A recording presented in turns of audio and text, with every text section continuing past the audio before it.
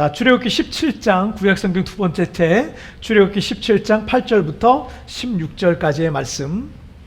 자, 한 절씩 교독할 때 제가 8절 말씀 먼저 봉독해 올리겠습니다. 그때 아말렉이 와서 이스라엘과 르비딤에서 싸우니라. 모세가 여호수아에게 이르되 우리를 위하여 사람들을 택하여 나가서 아말렉과 싸우라. 내일 내가 하나님의 지팡이를 손에 잡고 산꼭대기에 서리라.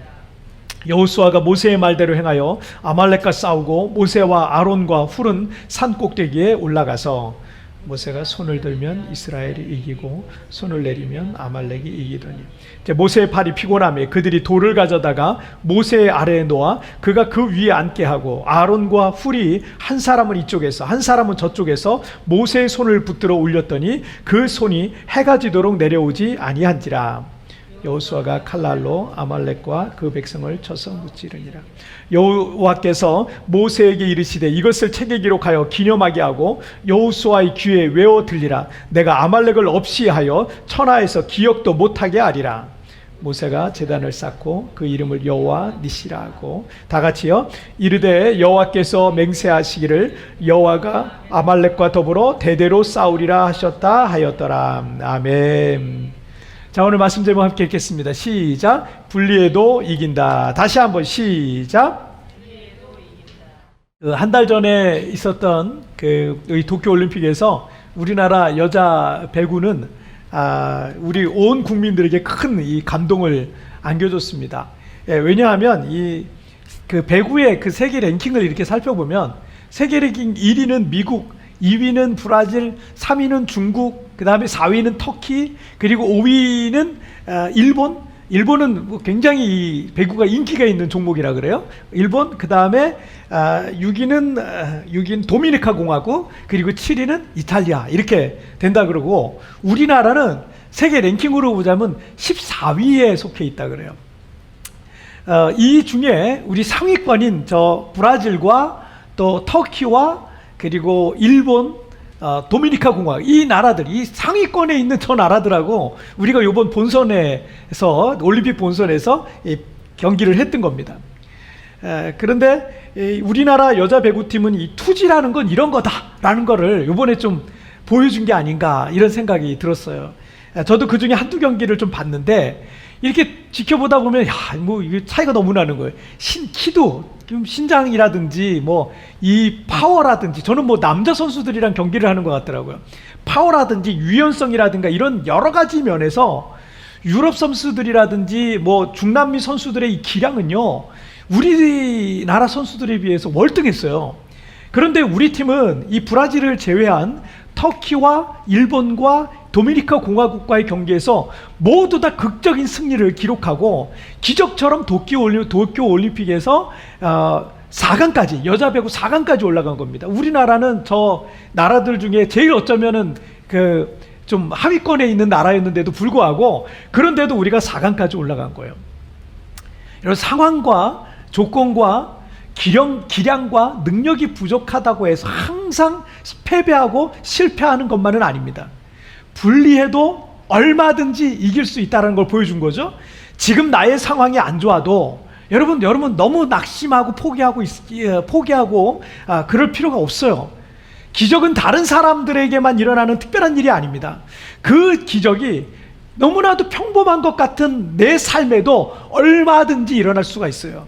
특별히 믿음의 사람들에게 그 기적에 관한 간증은 정말 더 많습니다. 나는 보잘것없으나 하나님이 하셨습니다 라고 간증할 날이 여러분 내게도 올 거라는 것을 믿으시길 바랍니다. 내 상황과 조건이 남들이 보기에 좋으면 하나님이 내 삶에 개입하신 것을 여러분 누가 눈치를 채겠습니까? 상황이 너무 좋으면 하나님이 내 삶에 개입하신다는 거 사람들 잘 모를 거예요. 그러나 내 상황과 조건이 안 좋으면 안 좋을수록 우리의 삶에 하나님께서 하셨다는 간증이 여러분 진정한 간증이 될 수가 있는 것입니다. 여러분 너무 불리한 상황이지만 여러분이 이 시기에 그 간증의 주인공이 되시기를 주님의 이름으로 축복합니다. 오늘은 이 신가나안 세대 9번째 시간인데 믿음의 사람들이 여러 가지 불리한 조건과 상황 속에서도 얼마든지 이길 수 있다는 그 증거를 성경을 통해서 오늘 우리가 살펴볼 거예요. 자, 그리고 그들은 어떻게 그런 기적을 경험했는지를 우리가 말씀을 통해 나누도록 하겠습니다. 자, 첫 번째 주제입니다. 읽겠습니다. 시작. 기도의 능력이 흐르게 하라. 지금 나의 상황과 환경과 조건이 불리해도 이길 수 있는 첫 번째 비결이 뭐냐면 기도의 능력이 흐르게 하라는 거예요. 이스라엘 백성들이 물이 없어서 불평하고 원망하고 있을 때 하나님께서 모세에게 호렙산에 반석을 내리치라 그랬어요. 그러면 그 반석에서 물이 터지는 기적이 일어날 것이라고 말씀하셨습니다. 그래서 모든 이스라엘 백성들은 그 기적의 장소인 르비딤이라는 곳에서 시원한 생수를 마시면서 광야 여정에 지친 몸을 쉬고 있었습니다. 그런데 그때 아말렉이라는 족속이 이스라엘 백성들을 공격을 했던 거예요. 이것을 신명기 25장 18절 말씀을 통해서 좀 살펴보면 곧 그들이 너를 길에서 만나 내가 피곤할 때 내 뒤에 떨어진 약한 자들을 쳤고 하나님을 두려워하지 아니하였느니라 라고 말씀하고 있습니다. 자, 아말렉 족은 이 가나안 남부 지역을 거점으로 생활하는 가나안 남부 지역과 시내 반도를 거점으로 생활하는 유목민들이었습니다. 그들은 이스라엘이라고 불린 야곱의 그 쌍둥이 형이 있었죠. 누구죠? 에서죠. 그 에서의 손자입니다. 이 아말렉의 손자예요. 그런데 그 에서라고 하는 그 사람들이 한 곳에 모여 살았거든요. 에돔이라는 커다란 부족 국가를 이룬 거죠. 근데 그 에돔 사람들로부터 갈라져 나와서 아말렉이라는 족속이 된 겁니다. 그래서 하나님께서도 가나안으로 가는 여정에 있을 때 에서의 후손들이 사는 에돔 사람들과의 전쟁은 하나님께서 막으셨어요. 너희들이 화가 나고 그래도 싸우지 마라. 이렇게 막으셨습니다. 막으셨고 아브라함의 조카인 롯의 후손들인 모압과 암몬과의 전쟁도 하나님께서 그들도 아브라함 계열 사람들이니까 전쟁하지 마라. 그래서 여러분 에돔 사람, 그 에돔은 야곱의 형이죠. 형 자손이에요. 그 다음에 모압과 암몬은 아브라함의 조카 롯의 후손들입니다. 그래서 거기랑은 전쟁하지 마라. 그래서 막 화가 나고 막 그래도 전쟁 안 했어요. 그게 하나님께서 그들에게 말씀하신 거였기 때문에. 그런데 이 아말렉 족속은요 아주 비열하고 비겁하고 철저하게 세속적인 가치를 갖고 있었습니다. 18절 말씀에 의하면 그들은 하나님을 두려워하지 않았다라고 기록하고 있는데, 그러니까 적어도 하나님을 두려워할 줄 안다거나 하나님을 모르면 하늘이라도 부끄러워하고 하늘이라도 두려워할 줄 아는 사람이라면 최소한의 양심에 따라 살았을 겁니다. 그런데 이 아말렉은요 그것조차도 없었던 아주 비열한, 아주 파렴치한 족속이었던 거죠. 아말렉은 이스라엘 백성들 모두가 지쳐 있었을 때 이스라엘 백성들이 60만 명이 움직였습니다. 한 200만 명 정도가 움직인 거예요. 굉장히 많은 사람들이 움직였는데 이 사람들이 줄 맞춰서 쭉 갔겠습니까? 그러지 못했어요. 그러다 보니까 그 광야 여정이 힘들고 어렵다 보니까 쉬엄쉬엄 갔겠지만, 그렇지만 떨어져 나온 사람들이 있었어요. 약한 사람들. 먼저 가라고. 나 좀 쉬었다가 가겠다고. 쉬었다가 빨리 쫓아가겠다고. 약한 사람들이 있었어요. 노인이라든지 어린아이라든지 여자라든지 또는 이제 병든 사람들이라든지 이런 사람들이었을 텐데, 이 아말렉이 비열하게도 그런 약해서 떨어져서 뒤에 떨어져 있었던 이스라엘 족속의 약한 사람들을 쳤다라는 겁니다.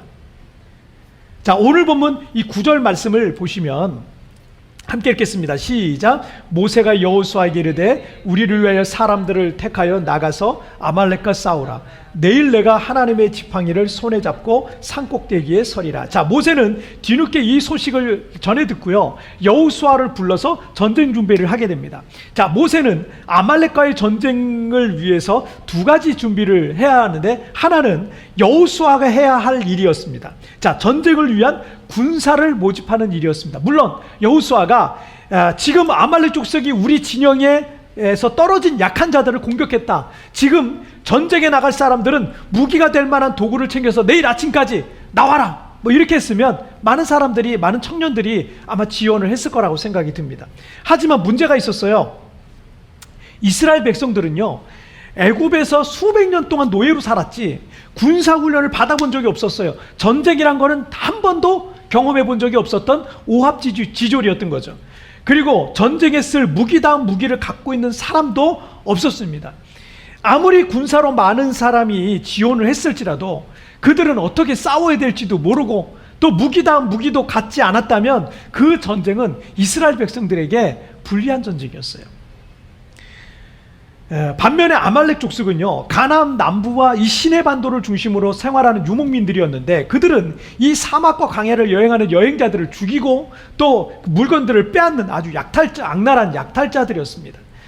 때문에 그들은 크고 작은 전쟁 경험이 많은 싸움꾼들이었습니다. 자, 그런데 모세는 내일 내가 하나님의 지팡이를 잡고 산 꼭대기에 서리라 라고 말하고 있습니다. 젊은 여호수아는 군사들을 모집해서 전쟁에 나간다면 모세는 하나님의 지팡이를 들고 산 위에 올라가서 기도하겠다라는 겁니다. 자, 그리고 11절 말씀을 한번 보실까요? 함께 읽겠습니다. 시작. 모세가 손을 들면 이스라엘이 이기고 손을 내리면 아말렉이 이기더니. 자, 모세는 함께 기도할 사람인 아론과 훌과 함께 산 꼭대기에 올라가서 기도하기 시작했는데 한 손에는 하나님의 지팡이를 탁 높이 들고 그리고 다른 한 손은 하늘을 향해서 높이 올리고 기도했습니다. 그 기도하는데 여러분 이거 10분 이상 들고 있기 쉽지 않아요. 이게 중력 때문에 모세의 손이 점점 내려오는 겁니다. 그런데 신기한 일은 모세가 기도의 손을 들면 이스라엘이 이긴 거예요. 그런데 손을 내리면 아말렉이 이기는 겁니다. 모세가 하나님께서 계시는 이 하늘을 향해서 손을 높이 들고 기도하면 하나님의 능력이 그 모세의 손을 타고 하늘로부터 모세의 손을 타고 흘러서 저 최전방에서 목숨을 걸고 싸우고 있는 여호수아와 이스라엘 군사들에게 역사했던 겁니다. 하지만 반대로 그 손을 내리면 그 능력의 흐름이 끊겨버리는 거예요. 그 능력의 흐름이 끊기는 거예요. 이 사건을 통해서 하나님께서 우리에게 기도가 얼마나 중요한지를 가르쳐 주시고 있는 겁니다. 기도는 하나님의 능력의 통로인 거예요. 하나님의 능력이 흐르는 통로인 겁니다. 우리가 기도의 손을 높이 들 때 하나님의 능력이 그 손을 통해서 흘러서 그 기도가 흘러가는 곳마다 하나님의 역사가 나타날 줄 믿습니다. 여호수아와 처음 전쟁을 치르는 이스라엘 군사들은요, 오합지졸이요. 변변한 무기조차도 없었어요. 그렇지만 전투에 익숙한 이 아몰렉 족속과의 싸움은요, 분명 이스라엘 사람들에게는 이스라엘 족속에게는요 불리한 조건이었습니다. 하지만 불리해도 기도하면 상황이 달라집니다. 불리해도 기도하면 이길 수 있습니다. 불리해도 기도하면 하나님께서 개입하십니다. 하나님께서 내 손을 잡아주십니다. 미련한 자에겐 지혜를 주시고 무능한 자에겐 능력을 주시고 연약한 자에겐 힘을 주시고 물질이 없는 자에겐 물질도 주시는 분이 우리 하나님이십니다. 여러분, 미국 역사상 가장 존경을 받고 있는 링컨 대통령은 남북전쟁을 끝내고 그리고 분열된 미국을 하나로 만들고 노예 제도를 폐지하고 그리고 오늘날의 민주주의 정치 기반을 놓은 인물로 평가받고 있습니다. 그가 대통령이 된 지 불과 4년 안에 이룬 업적이라고 하기에는 믿어지지 않을 만큼 정말 위대한 업적을 이룬 사람이 바로 링컨입니다. 그런데 그가 이런 말을 했어요. 나는 더 이상 어찌할 수 없는 막다른 골목에 도달했을 때 내 지혜와 내 모든 지식으로도 도저히 어쩔 수 없다는 것을 알았지만 그러나 기도하면 된다는 강한 확신에 이끌려 내가 무릎을 꿇었던 적이 내 생에 한두 번이 아니었다. 그도 연약한 사람이었고 그의 지혜와 지식과 경험과 능력 그리고 미국 대통령으로서 가지고 있는 그 권한을 갖고도 도저히 어쩔 수 없는 그 상황들이 있었다는 겁니다. 하지만 그렇게 인생의 막다른 골목에 도달했을 때 기도하면 된다는 믿음으로 그는 무릎을 꿇고 또 무릎을 꿇고 또 무릎을 꿇었다는 얘기예요. 이게 미국의 한 대통령의 얘기입니다. 가난한 시골에서 태어나서 9살의 어머니를 잃고 초등학교 6학년 다닌 게 학력의 전부였고 인생 속에 수많은 실패와 상처들을 경험한 사람이 이 링컨입니다. 여러 가지 컴플렉스가 있었어요. 그렇지만 링컨은 기도할 때마다 하나님의 도움을 경험했던 겁니다. 내 힘과 지혜로는 안 되지만 기도하면 주님이 나를 도와주시는구나, 기도하면 하나님이 일하시는구나 라는 것을 경험하고 그는 그렇게 미국의 가장 위대한 대통령이 되었던 것입니다. 여러분이 하나님을 믿는다면, 여러분이 그리고 기도의 능력을 믿는다면 기도의 손을 들고 기도하시길 바랍니다. 여러분이 들어올린 그 기도의 손을 통해서 하나님의 능력은 흐르기 시작할 것입니다. 여러분, 기도를 멈추지 마십시오. 기도를 쉬지 마십시오. 기도의 능력이 흐르게 하십시오. 여러분의 자녀에게, 여러분의 가정에, 여러분의 생업과 기업에, 여러분의 인생 속에 그 능력의 생수와의 강가가 흘러서 그 기도의 강물이 흐르는 곳마다 죽어가는 것들이 살아나고 회복되고 치유될 줄 믿습니다. 자, 우리 두 번째 주제 보실게요. 함께 읽겠습니다. 시작. 기도의 동역자와 손잡으라. 다시 한번 시작. 기도의 동역자와 손잡으라. 여러분이 무엇을 하든지 기도하지 않고 하는 것은 이 일 가운데 하나님 없이도 내 힘으로 얼마든지 할 수 있다라고 생각하는 교만입니다. 그런데 교만이라는 것은요, 하나님을 안 믿는 거예요. 불신앙과 같은 말입니다. 하지만 우리 사람이 얼마나 약합니까? 눈에 보이지 않는 작은 바이러스 하나가 코를 통해 들어와서 병균에 감염시키면 생사의 위기에 내몰릴 수 있는 거예요. 어쩌면 멀쩡히 건강하던 사람들이라도, 여러분 사업 잘하던 사람이라도, 공부를 잘해서 똑똑한 학생이었어도, 많은 재능과 재물을 갖고 있었던 사람이라도 며칠 만에 그 모든 것을 내려놓고 죽기도 하고 하는 게 우리 연약한 인간이라는 것을 우리가 얼마나 자주 보고 있습니까? 여호수아와 이스라엘 백성들이 싸움을 잘한다고 해서 모세는 기도에 지원을 했던 거예요. 그러니까 여러분, 여호수아와 백성들이 많이 모였어요? 그 전쟁에 나가요? 그들이 젊은 청년들이에요? 그렇지만 그래도 모세는 기도에 지원을 한다는 거예요. 그리고 그 싸움은 결국 모세가 손을 들면 이기고 기도의 손이 내려올 때 밀렸던 거예요. 즉 기도를 통해서 하나님의 능력이 흐르는 사람이 승리할 수 있다는 것을 보여주는 본문이 오늘 본문의 내용입니다. 자, 12절 말씀을 한번 보실게요. 함께 읽겠습니다. 시작. 모세의 팔이 피곤함에 그들이 돌을 가져다가 모세 아래에 놓아 그가 그 위에 앉게 하고 아론과 훌이 한 사람은 이쪽에서 한 사람은 저쪽에서 모세의 손을 붙들어 올렸더니 그 손이 해가 지도록 내려오지 아니한지라. 아멘. 여러분, 모세는 기도를 안 할 수가 없었습니다. 기도의 손이 내려오면 이스라엘의 우리 젊은이들이 전쟁터에서 여기저기 칼에 맞아 픽픽픽 쓰러져 나가는 모습이 보이는데, 여러분 어떻게 기도를 안 할 수가 있겠어요? 어떻게 기도를 안 할 수가 있겠어요? 그런데 문제는 모세도 연약한 사람일 뿐이었다는 거예요. 그래서 그 팔이 피곤해서 자꾸 아래로 내려오는 거예요. 하지만 아론과 훌이 큰 돌을 가져다가 그 위에 모세를 앉히고, 아론이 모세 한쪽 팔을 잡아 올리고 훌이 모세의 다른 손을 붙들어 올렸더니 그날 해가 지도록 모세의 팔이 내려오지 않았다라는 겁니다. 그리고 모세는 하루 종일 기도할 수 있었다는 거예요. 여기서 우리에게 두 가지 사실을 성경은 우리에게 알려주고 있어요. 하나는 누구든 우리는 어쩔 수 없는 연약한 사람이라는 거예요. 누구든, 모세도 그런데요, 목사도 그렇고요, 누구든 연약한 사람일 뿐이에요. 또 다른 하나는 사람은 혼자서가 아니라 서로 돕고 의지하면서 살아야 되는 존재라는 거예요. 오늘 설교의 주제와 연결해서 그래서 우리에게는 기도의 동역자가 필요하다는 거예요. 할렐루야. 기도의 동역자, 그래서 필요한 거예요. 그래서 마태복음 18장 19절과 20절 말씀 함께 읽겠습니다. 시작. 진실로 다시 너희에게 이르노니 너희 중에 두 사람이 땅에서 합심하여 무엇이든지 구하면 하늘에 계신 내 아버지께서 그들을 위하여 이루게 하시리라. 두세 사람이 내 이름으로 모인 곳에는 나도 그들 중에 있느니라. 자, 성경은 우리 사람이 한 마음으로 기도하고 그리고 주님의 이름으로 두세 사람이 모인 곳에는 나도 그들 중에 있겠다, 내가 그들 가운데 역사하겠다, 이렇게 약속하고 있다는 겁니다. 자, 야고보서 5장 16절 말씀도 보시면 그러므로 너희 죄를 서로 고백하며 병이 낫기를 위하여 서로 기도하라. 의인의 간구는 역사하는 힘이 크민이라. 주님은 우리에게 병 낫기를 위해서 서로 기도하라고 말씀하고 있습니다. 믿음의 성도들이 서로를 위해서 기도하는 것은 역사하는 힘이 크다라고 약속하고 있으신 거예요. 지난 주일에 예배를 마치고 이제 주일날 하루를 보내고 저녁에 잠자리에 들기 전에 하루를 정리하면서 예수동행 일기를 이제 쓰려고 하루 동안 있었던 일들을 이렇게 마음에 떠올리면서 묵상하고 있었습니다. 그런데 하나님께서 그날 하루에만 응답하신 기도 제목, 바로 지난 주일이에요. 바로 일주일 전 지난 주일날 응답하신 기도 제목이 5가지나 된다는 것을 주님께서 저에게 깨닫게 하시고 제가 깜짝 놀랐어요.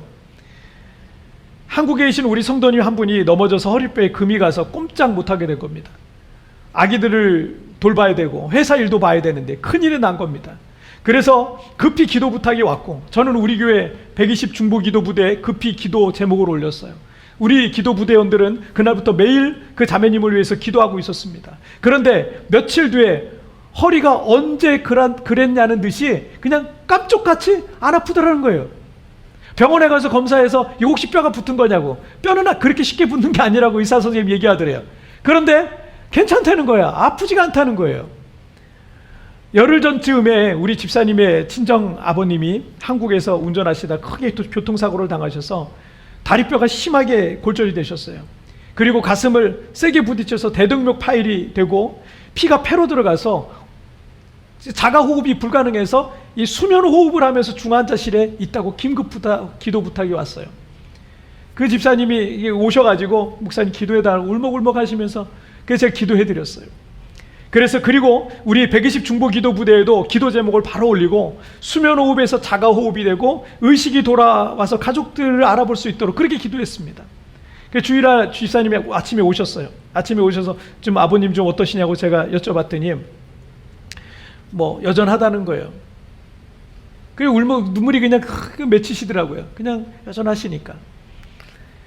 그리고는 예배드리고 집에 돌아가셨어요. 그런데 돌아가셨는데 집에 가셨는데 연락이 왔어요. 아버님이 의식도 돌아오고 가족과 대화도 하시고 자가호흡으로 전환했다는 거예요. 할렐루야. 그 외에도 여러분 우리가 매일 중보하기 있는 기도의 제목들이 여러 가지가 그날 하루면 다 응답된 걸 보고 제가 얼마나 감사했는지 몰라요. 그 전주에는 여러분 우리 집사님, 우리 그 기도부대원 우리 성도님의 아버님이 온몸에 암이 퍼지셔가지고 얼마나 절망적인 상황이었어요. 그런데 정말 바로 얼마 안 됐습니다.